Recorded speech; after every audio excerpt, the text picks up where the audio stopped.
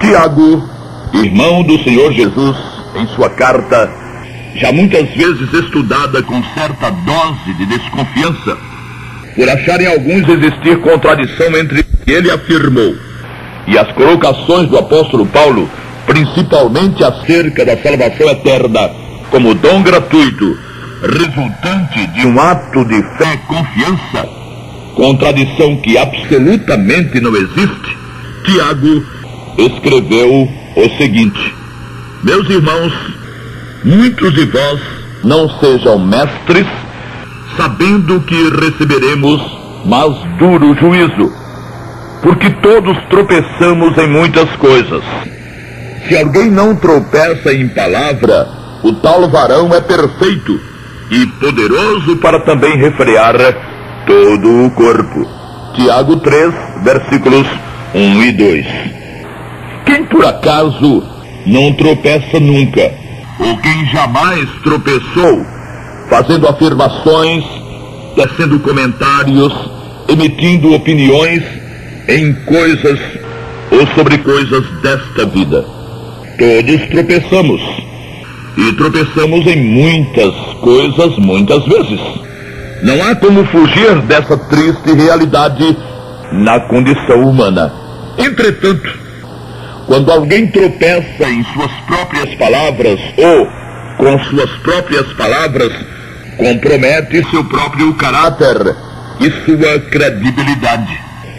O cuidado de Tiago era em relação aos que falam usando a palavra de Deus e nela tropeçam, porque aí não é e não está sendo comprometido o caráter de quem fala, mas o caráter do Senhor. E errar como homem é perfeitamente admissível e justificável. O que não há como justificar são erros cometidos com o uso da infalível e inerrante palavra de Deus. Quem fala usando a Bíblia está agindo como mestre, e nesse caso o juízo será mais severo, pois a opinião não deve ser nunca a sua opinião, a opinião de quem fala. Não deve existir ponto de vista, nem opinião, nem conceito próprio em quem se utiliza das Sagradas Escrituras. O conceito doutrinário, a linha dogmática de seja qual grupo for, jamais deveria ditar as normas do discurso ou da ministração. Quando a palavra de Deus é mencionada, o que se diz deve ser ipsis literis, ou, ao pé da letra, aquilo que está escrito. Qualquer desvio pode transformar a verdade ali exarada ou declarada em erro, em engano, em fraude, em mentira, e o juízo será tremendo. Dizer que não tinha a intenção, ou que não teve a intenção de errar, não irá adiantar nada, pois a advertência já existia. Os mestres receberão mais duro juízo. Em tempo, e a propósito disso, temos conosco o jornal Mensageiro da Paz, editado pela CPAD, número de julho de 98, página 13, onde se lê a matéria do pastor Gesiel Padilha, bacharel em teologia e professor de Novo Testamento e de teologia sistemática. Matéria, aliás, de uma profunda lucidez e de uma responsabilidade com a verdade poucas vezes vista. Escreveu o pastor Gesiel, abre aspas: podemos afirmar, sem margem de erros, que a imperícia hermenêutica e a forma separatista com que eu e a minha denominação interpretamos tem sido o princípio causador desses paradoxos.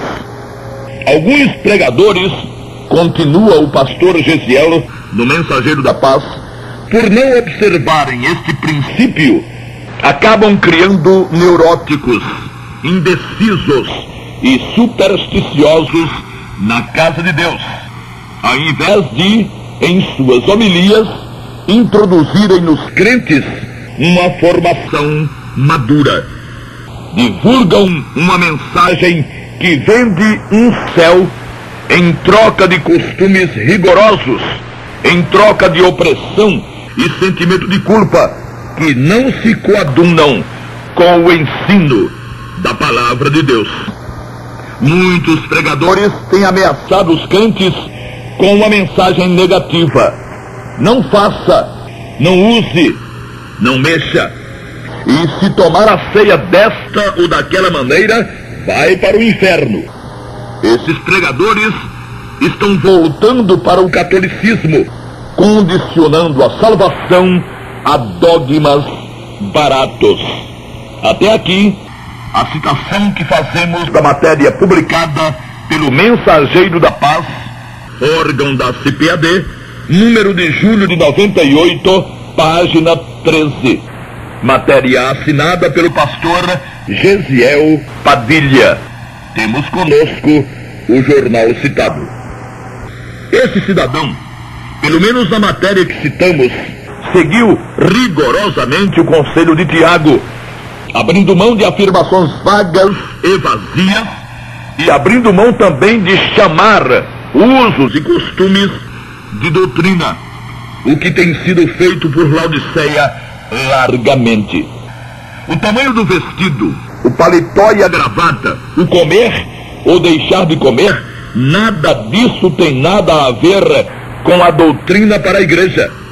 Esses são usos e costumes, alguns realmente necessários, outros completamente dispensáveis, mas nenhum deles constituindo a doutrina do Novo Testamento, que consiste na justificação pela fé, no perdão pelo sangue de Jesus, na adoção de filhos para os remidos, na imputação da justiça de Jesus ao pecador, na reconciliação com Deus, na redenção e em outros itens que compõem a doutrina da salvação eterna. Muitos mestres de Laodiceia, para manter suas ovelhas no cabresto, têm feito uma inversão de valores. Têm colocado lado a lado com o sangue de Jesus e já aí diminuem seu valor e sua eficácia usos e costumes, como referiu o pastor Gesiel. As ameaças são constantes e terrificantes. Disse o pastor, o iluminado pastor, que esses pregadores estão voltando para o catolicismo, condicionando a salvação a dogmas baratos. Voltando para o catolicismo, porquanto o clero romano sempre pregou salvação pelas obras. E muitos segmentos religiosos mudaram apenas a roupa da velha mensagem da salvação pelas obras. Continuam pregando a mesma coisa, só que com outras designações. Agora chamam de salvação pela obediência, salvação pela guarda da lei, salvação pela perseverança, etc. Porém, é só raciocinar, por pouco que seja, e a conclusão é inevitável. Sangue de Jesus, zero. Ou, na melhor das hipóteses, sangue de Jesus, 50%.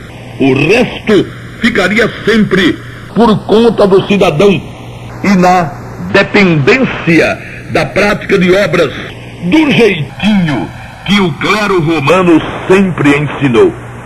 O conteúdo é o mesmo, mudou o continente, quer dizer, mudou a embalagem. Interpretar as escrituras para fazê-las coincidir com doutrinas, entre aspas, do grupo ao qual se pertença, é chamar para si os duros juízos de Deus. Por enquanto isso pode parecer não relevante, não está acontecendo juízo algum, por mais que desvios hermenêuticos e exegéticos sejam praticados, mas a que juízos Tiago fazia referência? não era porventura aos juízos vindouros lá em cima? Quem hoje prega o que seu movimento exige, anda recebendo elogios e não juízos. Porém, quem hoje prega o que seu movimento exige, vai ter que justificar diante do Senhor Jesus os paradoxos, os sofismas, as adulterações e toda sorte de violência contra a bendita palavra de Deus. Ameaçar remidos, como afirmou o pastor Gesiel, com usos e costumes e com textos adulterados, não vai sair barato. Com Deus não se brinca. Se o Evangelho da Graça, resultado da eficácia do sangue de Jesus, precisasse de algum tipo de ameaça, tais ameaças estariam exaradas, firmadas nas Escrituras e depois da cruz, que é onde está o conteúdo do Evangelho de Jesus. Não é possível, entretanto, encontrar nem mesmo a menor ameaça quanto à possibilidade de um só remido deixar de sê-lo jamais. Também não existe a menor indicação da necessidade de qualquer dessas arapucas usadas por aí para atrair pessoas em direção à graça. Clara evidência da admissão de que a forma indicada pelo Senhor já não seria suficiente nem eficiente. O Santo Espírito já não convenceria o pecador do pecado de rejeitar o Senhor Jesus pela pregação da palavra. Artifícios, arranjos, truques seriam necessários. Isso é Laodiceia.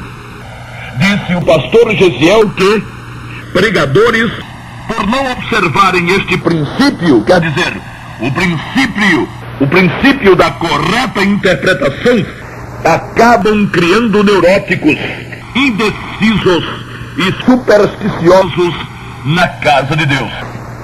Não deve realmente existir coisa mais apavorante do que saber alguém da existência da separação eterna entre o ser humano e o Criador, e saber, através das Sagradas Escrituras, e viver esse alguém debaixo de ameaças de obreiros e pregadores que só é o que sabem fazer: ameaçar. Esse sórdido e nojento jogo da ameaça vai ficar bem baratinho para os que dele se valem. Como as organizações precisam de dinheiro, e de preferência de muito dinheiro, elas são obrigadas a usar expedientes que facilitem a entrada do dinheiro. E ameaçar as ovelhas é um dos caminhos mais curtos para a abundância no cofre. A ameaça mais eficaz é a que considera a possibilidade de um salvo vir a perder-se por não se portar fielmente nos caminhos do Senhor. Um outro expediente muito em voga para arranjar dinheiro é o de convencer pessoas a se tornarem sócias de Deus. É a velha filosofia do é dando que se recebe.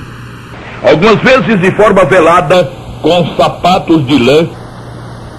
Outras vezes de forma bem clara, é dito que a fidelidade passa necessariamente pelo pagamento do dízimo. Certamente que outros procedimentos são cobrados, mas apenas para que não fique tão assintosa a exigência quanto a contribuição do dízimo.